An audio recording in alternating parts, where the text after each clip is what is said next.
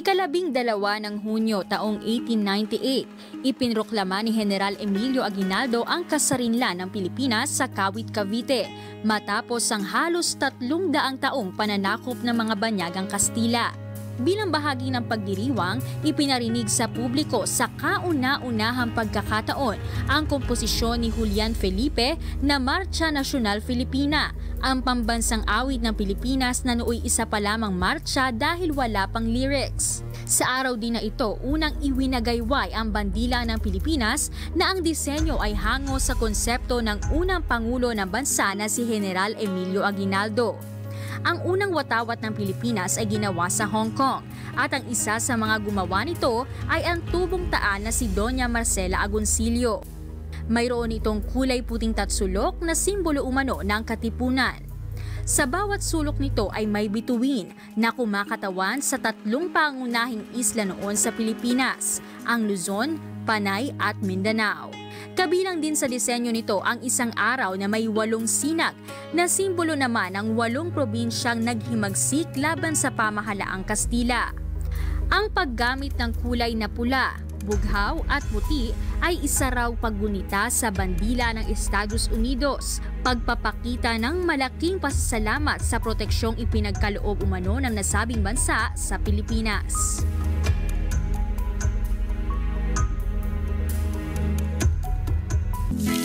Ang commemoration ng Philippine Independence ay isinasagawa taon-taon sa bansa tuwing ika-12 ng Hunyo.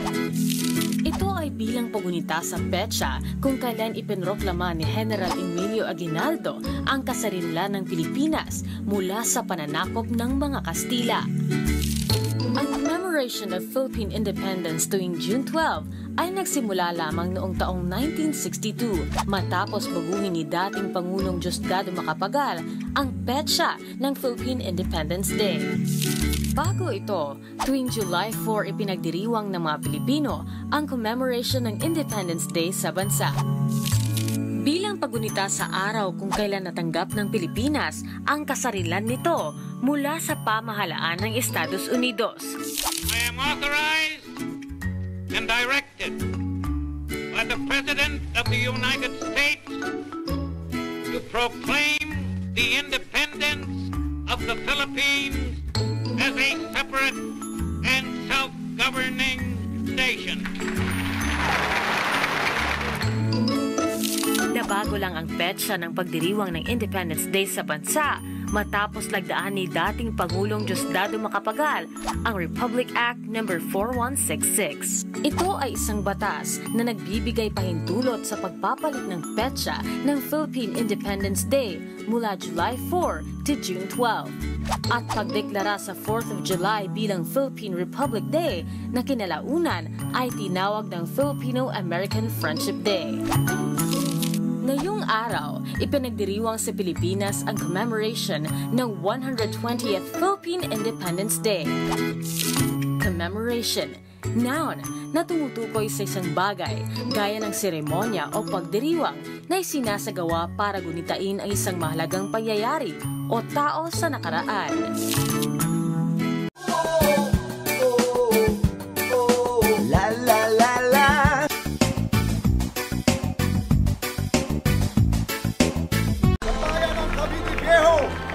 Lalawigan ng Cavite, ngayong ika-12 ng Hunyo, 1878, sa harap ko, Don Ambrosio Renzares Bautista, Auditor Diguera at sadyang komisyonado na itinalaga upang ipahayag na at parangalan ang tanging araw na ito ng pamahalaang diktatorial sa Pilipinas. Ayon sa kalatas ng kataas-taasang diktador, Don Emilio Aguinaldo Infami, tayong mga nagkakatipon, nagsilagda sa iba nito, ay pinahayag natin ngayon at pinasisinayan sa pangalan ng buong Pilipinas ang ating karapatang makapamuhay ng malaya at nagsasarili, hiwalay at kalag na kalag sa kapangyarihan ng Espanya.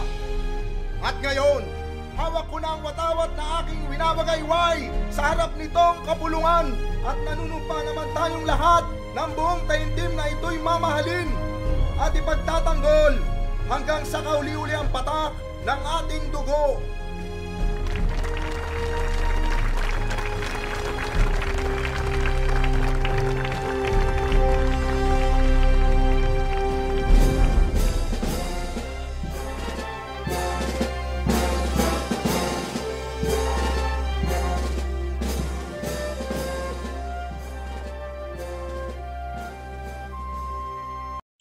On June 12, 1898, General Emilio Aguinaldo formally declared Philippine independence from Spanish colonial rule.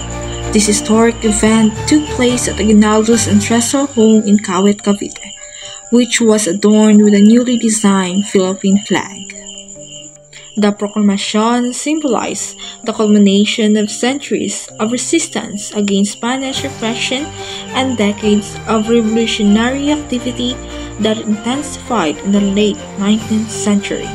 The Philippine Revolution, which began in 1896, was fueled by widespread discontent over Spanish colonial policies, including forced labor, police arrests, heavy taxation, suppression of Filipino rights, and monopoly of power by the Spanish clergy and government.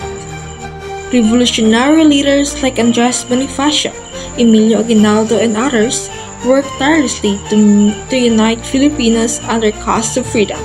The declaration was made possible by a series of military victories by Filipino forces against Spaniards, notably in Cavite and other provinces.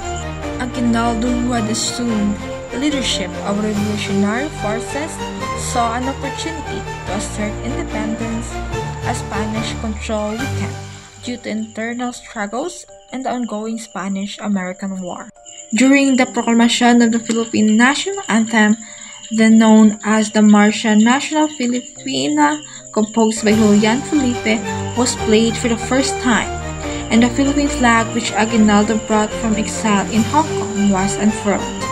The Declaration of Independence was documented in the Acta de la Proclamación de la Independencia del Pueblo Filipino, written by a lawyer, Ambrosio Rizares Bautista. The document was signed by nearly 100 prominent Filipinos. However, the declaration did not immediately secure international recognition. While it marked a significant milestone in the fight for freedom, the Philippines soon faced a new colonializer, the United States, following the Treaty of Paris in December 1898, where Spain ceded the Philippines to the United States for $20 million. Despite the challenges that followed the declaration of Philippine independence on June 12, 1898 remains a cornerstone of Filipino history, symbolizing the people's struggle for sovereignty, self-determination, and national pride. It is now celebrated annually as Independence Day, a testament to the bravery and sacrifices of Filipino people and their quest for freedom.